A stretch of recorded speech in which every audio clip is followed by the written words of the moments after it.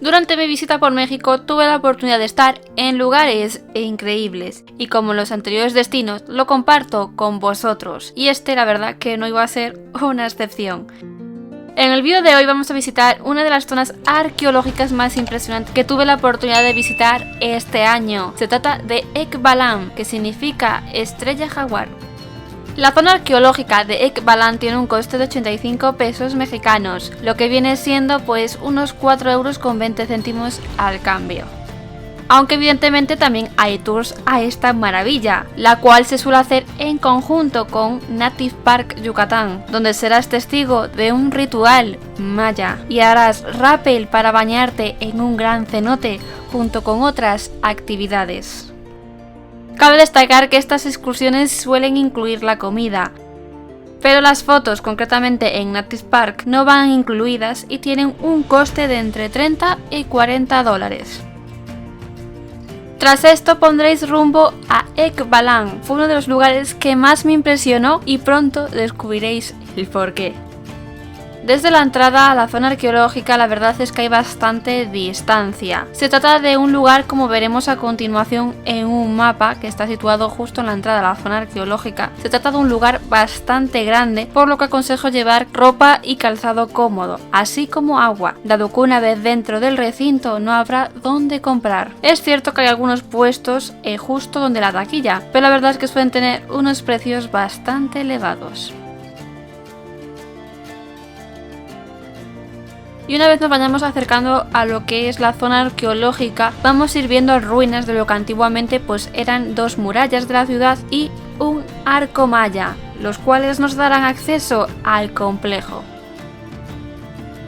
Ekbalam llegó a ocupar ni más ni menos que 12 kilómetros cuadrados, donde podemos encontrar un espacio sagrado de alrededor de 1 kilómetro, donde residía la gente importante.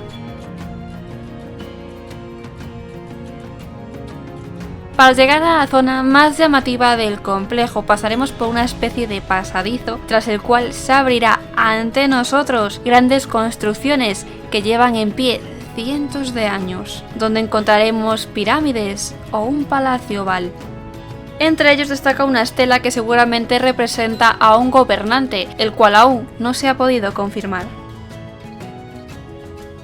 Continuando nuestra visita y siguiendo las explicaciones del guía, llegamos a un campo de pelota, muy distinto al que pudimos visitar en Chichén Itzá. Si nos fijamos, tiene las paredes completamente inclinadas, donde si mal no recuerdo no se conserva ninguno de los aros por los que supuestamente tendría que entrar esa pelota.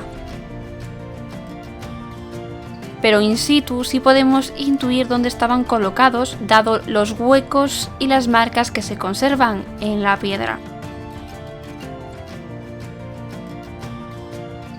Y por fin llegamos a la parte más emocionante de este complejo arqueológico. A medida que nos vamos acercando a lo que se conoce como la Acrópolis, también podemos encontrar numerosas ruinas en nuestro camino. La Acrópolis es el edificio más alto de todo el complejo, al cual a día de hoy está permitido subir. La subida, como veremos, es bastante dura, dado que los escalones la verdad no son muy anchos y por el paso del tiempo son muy irregulares. Pero es altamente recomendable porque las vistas desde lo más alto son realmente impresionantes. Además, en las zonas que vemos cubiertas encontraremos frisos y antiguas decoraciones. Algunos de estos frisos son en escayola y su estado de conservación es extraordinario. Además destaca una puerta con unos grandes colmillos, junto con la representación de un rey y sus soldados justo encima. La sensación es indescriptible, es inevitable a medida que vamos subiendo no girarte por un instante para contemplar la selva y el complejo arqueológico desde las diferentes alturas. De hecho, a día de hoy es muy raro ya que permitan subir. Ya en numerosas zonas arqueológicas del país, por seguridad de las personas, se ha prohibido y sobre todo por la conservación de las construcciones.